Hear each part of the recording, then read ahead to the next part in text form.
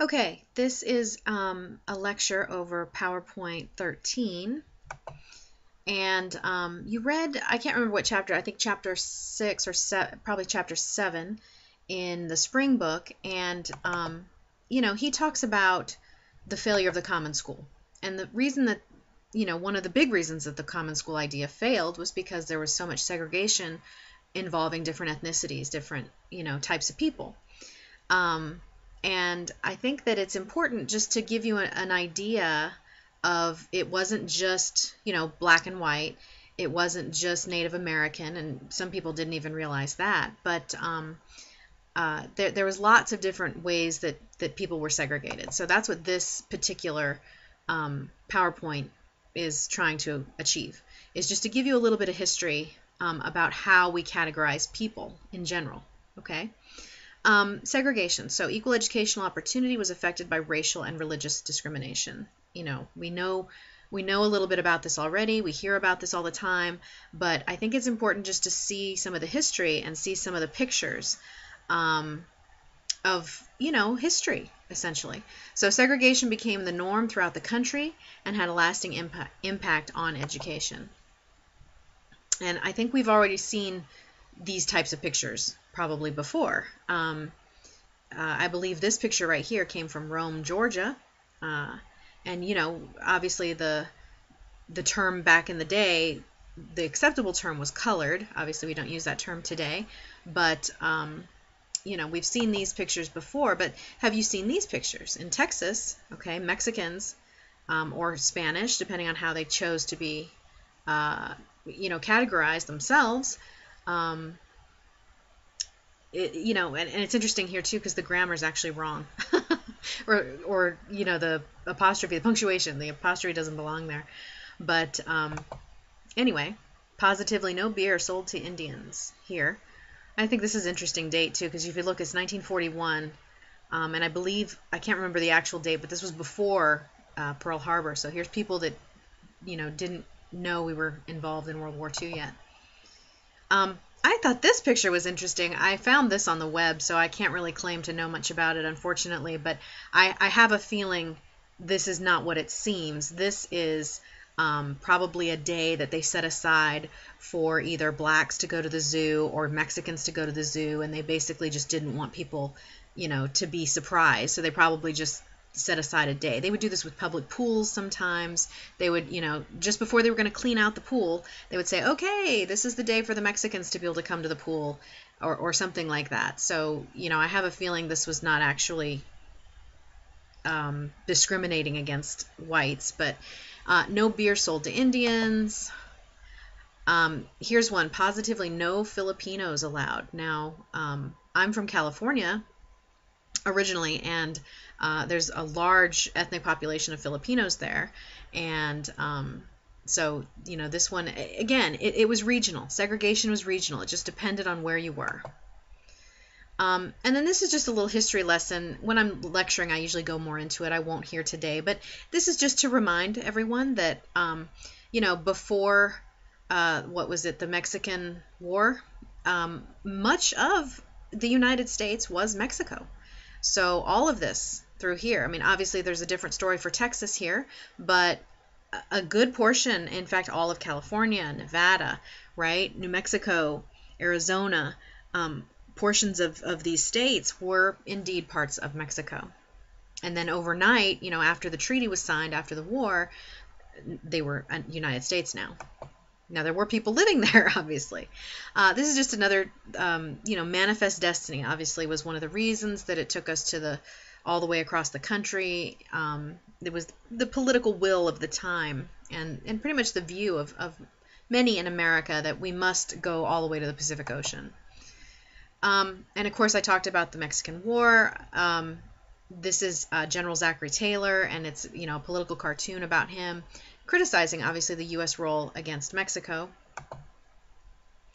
Okay, so Asian immigration. A lot of people are aware that, that the Chinese came across and they helped work on the railroad, and we've seen these in, pop culture and in movies and such, these types of things. I just watched The Lone Ranger with my kids a couple weeks ago.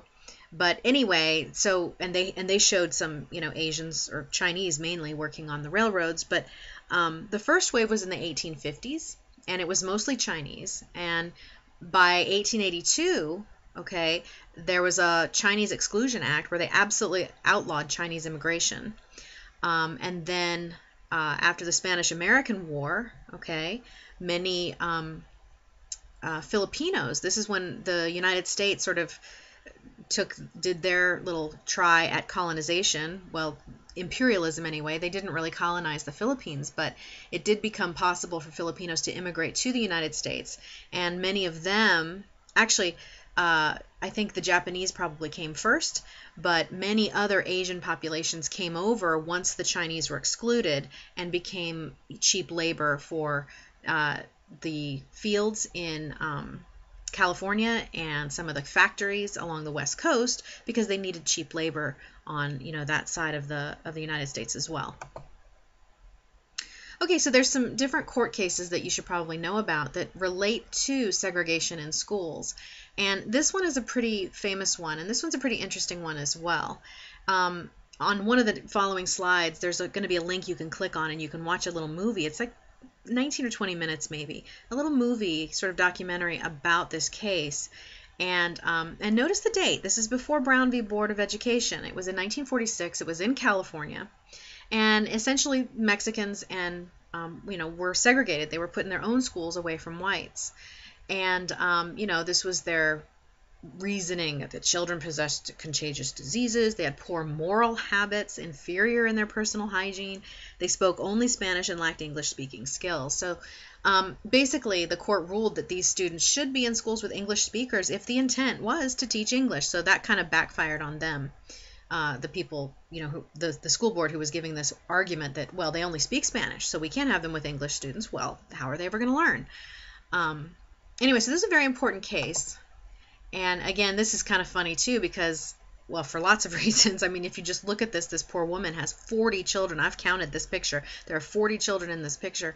And I can't even imagine teaching children of an older age that are, 40. But these young kids, and look at them. Do they look contagious or do they look unclean? No, they look like nice, sweet little children. But anyway, you can click on this link right here, and this will be a nice little story about this case. When you go into the actual PowerPoint. But anyway, the Mendez ruling was a big deal because it basically overturned segregation in schools. There was nothing on the books to actually segregate kids. There were some things on the books, I think, to segregate certain, maybe Asians or Chinese. I can't remember. But what this did was it overturned that. And I believe Earl Warren at the time, who was the governor, and his name is going to come up later, especially during Brown v. Board of Education, he overturned it for all of California schools once this ruling came about. So notice this is well before 1954 when the courts decided that segregation in general was inherently unequal and illegal. So here again is the picture of Earl Warren. He was governor at the time in California. He will later be appointed as the Supreme Court Chief Justice after Vinson, I think, dies. I can't remember his name, but he was the chief at the time. He dies during the argument of the case of Brown v. Board of Education. If you watch that movie as part of your assignment for the movies, or no, I think I make you watch clips from the movie about Brown v. Board of Education and the story behind it. And the 13-year struggle that basically took place before the actual ruling. And, you'll see a little bit about that in that movie. So court rulings and Mexican-American students. Here again, another case, a very famous one. Delgado v. Bastrop Independent School District. Mexican-American students segregated and given primarily vocational education. And they were often referred to as other whites. And that other whites is going to come up later. So it's important that you sort of think about that now. How do they classify Mexicans? Well, they don't really have, it's either black or white or Asian, I think, at this point. So they weren't really sure. How do we discriminate against Mexicans when they're actually white, but they're not? I mean, people don't understand quite, well, how are we going to do this? So, again, and, separate but equal, right? Here's the school for whites. Here's a school for Mexican Americans.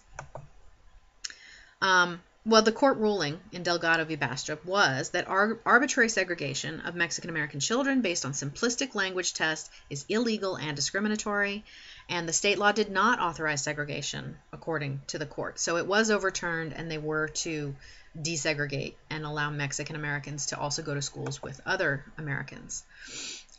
This one comes later, and after Brown v. Board, a little unknown, well, a lesser known fact was that after segregation, since Mexican Americans now were considered whites, okay, what they would do, a lot of these, sort of unethical people in some of these school districts would take all of the Mexican kids and put them with the black kids in a school, okay, and then say, oh, look, we desegregated. We have whites and blacks going to school together, okay? So it was sort of a loophole around this, the 1954 Brown v. Board ruling.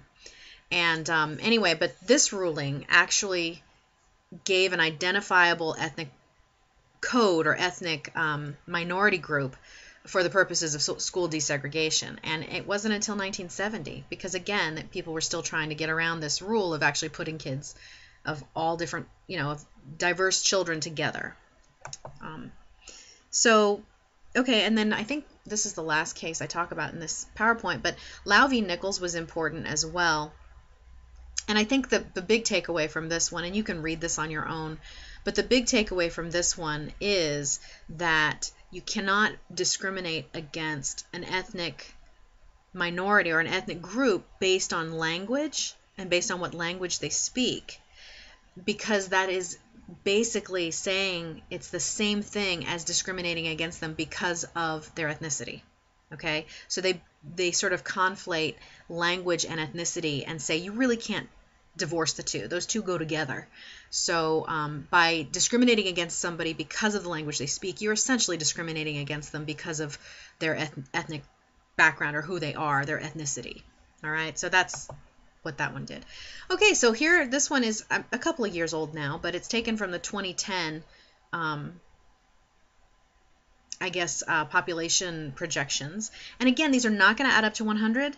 And the reason for that is that there are, African Americans who also identify as Hispanic. There are some people who are white who identify as Hispanic, because Hispanic is actually, sort of a language instead of a ethnicity. It's one of those, kind of hinky determinants, and it just depends on how people categorize themselves. So that's why it's not going to add up to 100% all of these numbers. But anyway, so here's the projections, okay, that white, is going to be still the majority, right, overwhelmingly, really. But look at this, Hispanic, Latino speaking people are going to increase by 2050, according to these projections. African American is going to stay pretty static at 13%.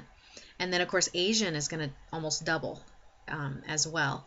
So, if you're interested at all in becoming an ESOL teacher, or ESL, English as a second language, those types of things, I think that that's certainly an interesting venue to take, because I think you would have some job security there, because obviously, are we ready for this? Are the schools ready for this? I'm not sure if they are, just based on my limited experience. Well, my 14 years of experience.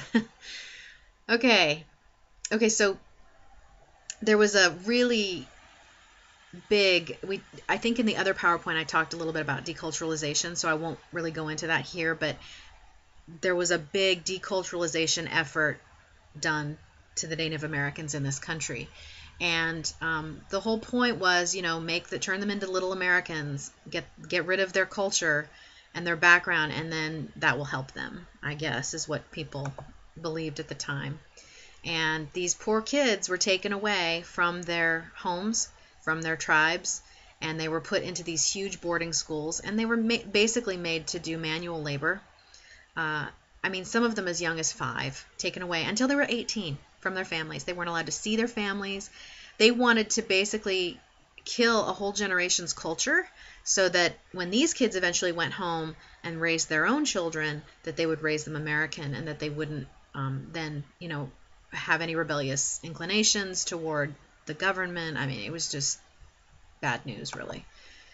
And here's some more information about, they did finally, many tribes were able to, this one's the Navajo Indian Board, were able to get their own schools back and were able to bring their kids home and educate their kids, in their own way. But this took a while. This is 1966 for them to get self-determination. And here's Rough Rock Community School today in Arizona. Uh-oh. I clicked on something I shouldn't have. Let's see here.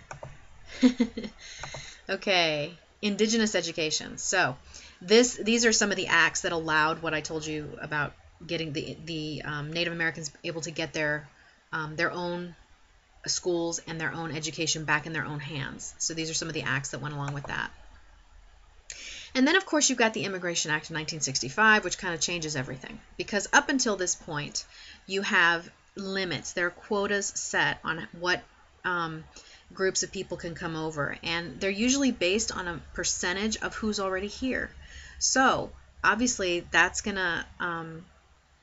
those numbers affected immigration. Immigration was essentially cut off for many, many years for many different groups of people. So in 1965, this is overturned, and it really does open up, for a big increase in immigration after 1965.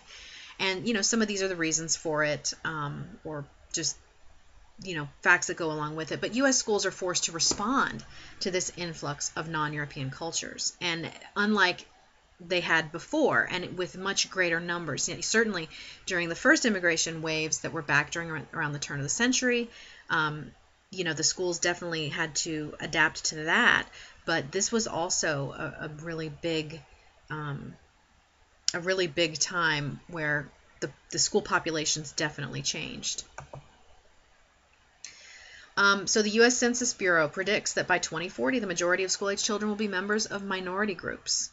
And between 1979 and 2006, the number of school-age children who spoke a language other than English at home increased. Look at that, from 9 to 20%.